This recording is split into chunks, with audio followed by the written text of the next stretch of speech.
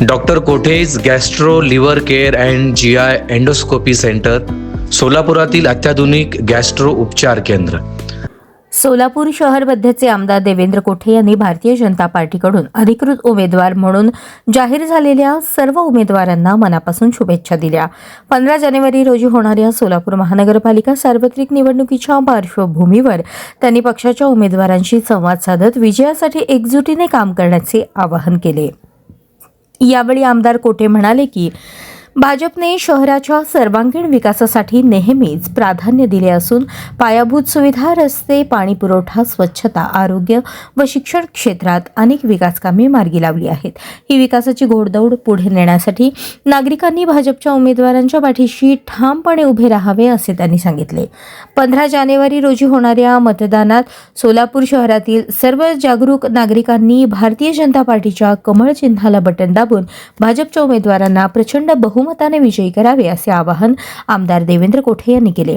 भाजपचा विजय म्हणजे सोलापूर शहराच्या विकासाला नवी दिशा मिळेल असा विश्वासही त्यांनी यावेळी व्यक्त केला. भारतीय जनता पार्टीच्या सर्व अधिकृत उमेदवारी प्राप्त झालेल्या उमेदवारांना प्रथमतः मी मनस्वी अभिनंदन करतो.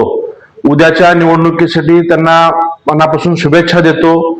या व्हिडिओच्या माध्यमातून मी सर्व सोलापूर शहरातील मतदारांना विनंती करतोय की आपण उद्याच्या 15 जानेवारीला मतदान करताना कमळ हाच आपला उमेदवार आहे हे डोळ्यासमोर ठेवून सर्वांनी आपल्या प्रभागातील भारतीय जनता पार्टीच्या 4 उमेदवारांना पक्षावरती विश्वास ठेवून, राज्याचे मुख्यमंत्री देवेंद्रजी फडणवीस साहेबांवरती विश्वास ठेवून आपण सर्वांनी मतदान करावं असं मी विनंती करतो. आज सगळ्यांची अधिकृत उमेदवारी पक्षाकडे जाहीर झाल्यानंतर कदाचित अनेक जण संभ्रम निर्माण करण्याचा प्रयत्न करतील.